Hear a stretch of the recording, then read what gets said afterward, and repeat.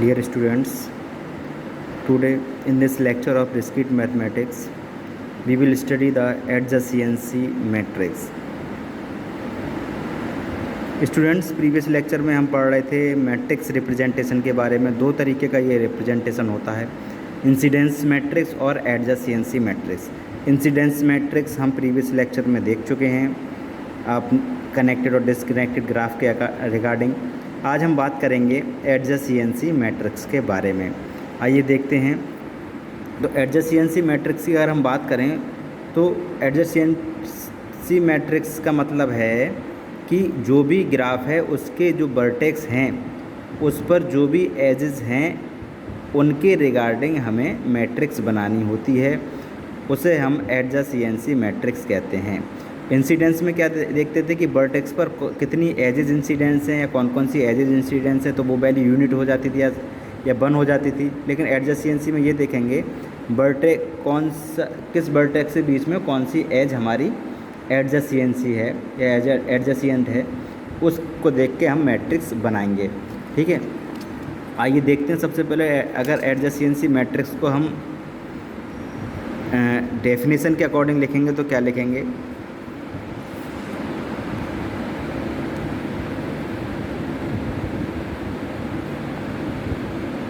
The adjacency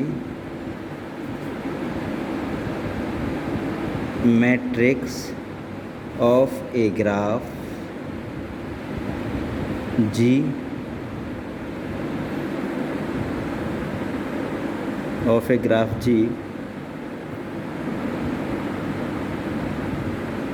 with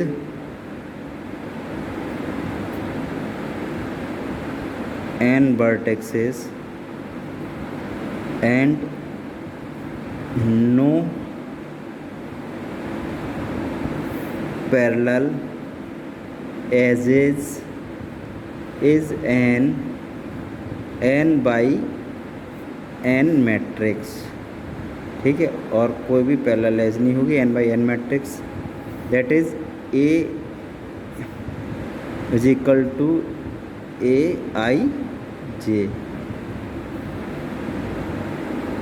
whose elements are given by Aij is equal to 1 if there is an edge between ith and j vertex, यानी जो भी vertex का pair है उसके बीच में कितनी एज इंसिडेंस हैं उसके आधार पर हम देखेंगे, तब वन होगा। और and is equal to 0 if there is no edge between them, और उनके बीच में कोई एज नहीं होगी तो पोजीशन 0 होगी।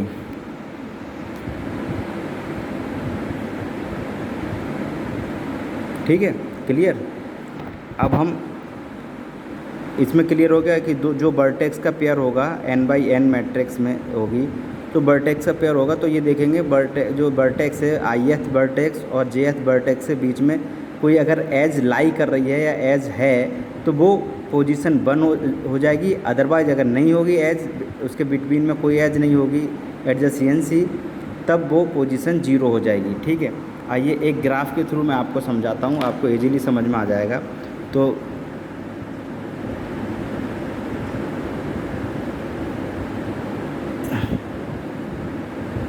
एक ग्राफ बनाते हैं।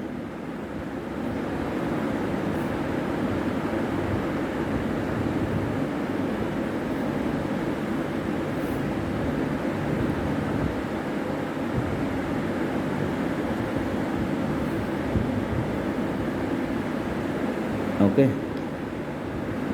A B C D E F, ठीक है। इसमें क्या करेंगे हम, n बाई एन मैट्रिक्स है ये, n by N matrix symmetric इसे देखेंगे। तो इसका जब हम एडजेसेंसी मैट्रिक्स बनाएंगे तो कैसे बनाएंगे, एडजेसेंसी मैट्रिक्स ऑफ ग्राफ, ठीक है। तो ये बनेगा 1 2 3 4 5 6, n is equal to A B C D E F, ठीक है। और दूसरा जो n है ये वर्टेक्स हैं, एज इज m ले लिए यहाँ, A B C D E F, ये सेम रहेगा, n बाई n रहेगा, ठीक है। n बाई एज से हमें कोई मतलब नहीं, बस ये देखना है एजेस इंटरसेक्ट हो रही हैं नहीं हो रही हैं।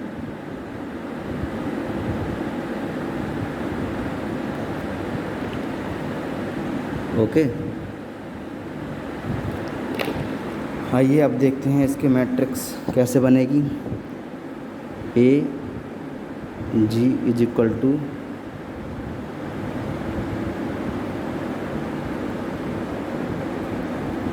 ए B C D E F, ठीक है।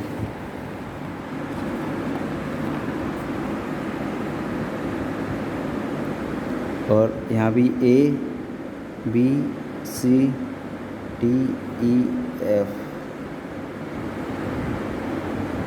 तो हम सबसे पहले देखेंगे कि ए पर इंटरसेक्ट है या नहीं है, ए पर इंटरसेक्ट है या नहीं है।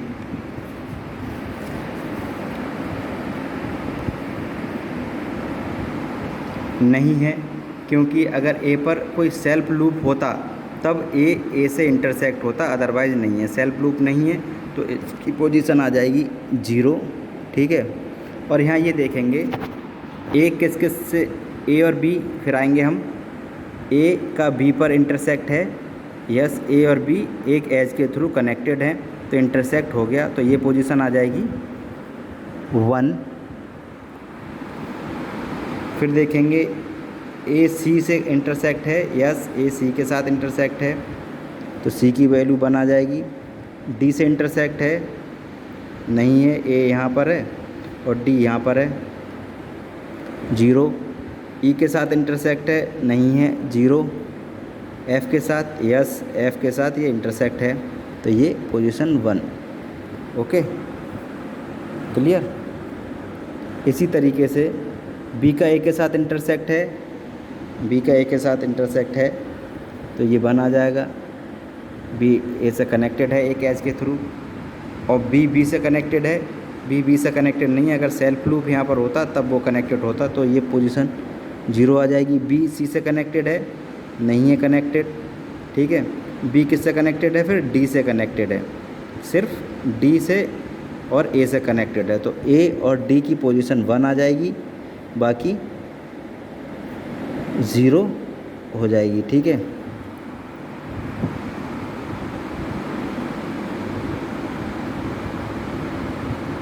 क्लियर। बी डी से कनेक्टेड है और ए से कनेक्टेड है तो 2 पोजीशन 1 आ जाएंगी।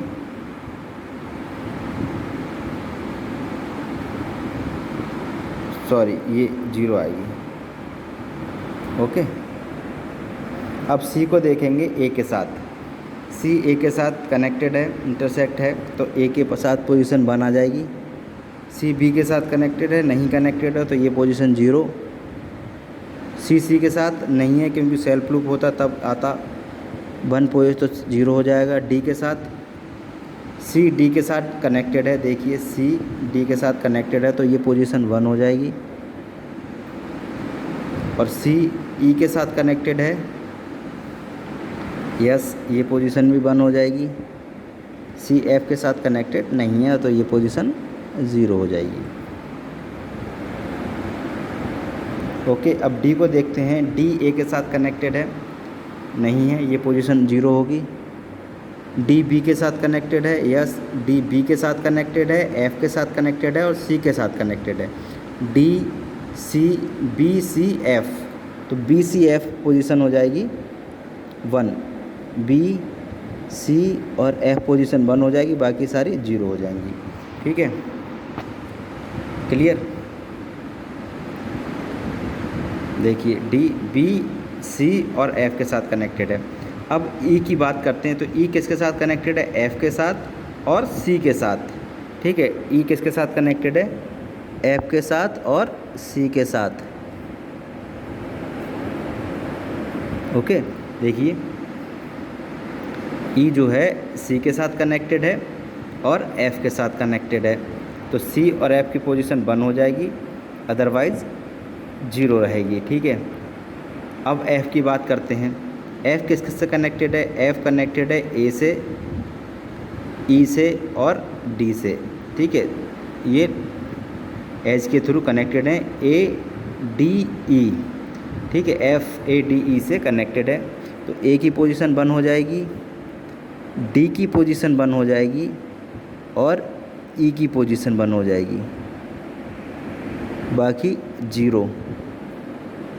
Okay, clear. तो हमने ये देखा कि जिस वर्टेक्स के बीच में एज कनेक्टेड है वो पोजीशन 1 होगी, अदरवाइज़ 0 होगी। और सेम इसलिए 1 नहीं होगी जब सेल्फ, अगर मान ली ए पर सेल्फ लूप होता तो यहाँ ए की पोजीशन 1 आती। ठीक है, ए की पोजीशन 1 यहाँ पर आती। ठीक है, तो ये हमें पता चला। और एक चीज़ और पता चलती है इससे, देखिए ए की डिग्री कितनी है यहाँ पर? 1 2 3, और यहाँ पर भी डिग्री 1 2 3, और इधर पे भी देखेंगे तो 1 2 3, ए की डिग्री 3 है। तो इसके कुछ ऑब्जर्वेशन भी हैं, वो मैं कल के वीडियो लेक्चर में बताऊँगा। आज के वीडियो लेक्चर में इतना ही। Okay, thank you students.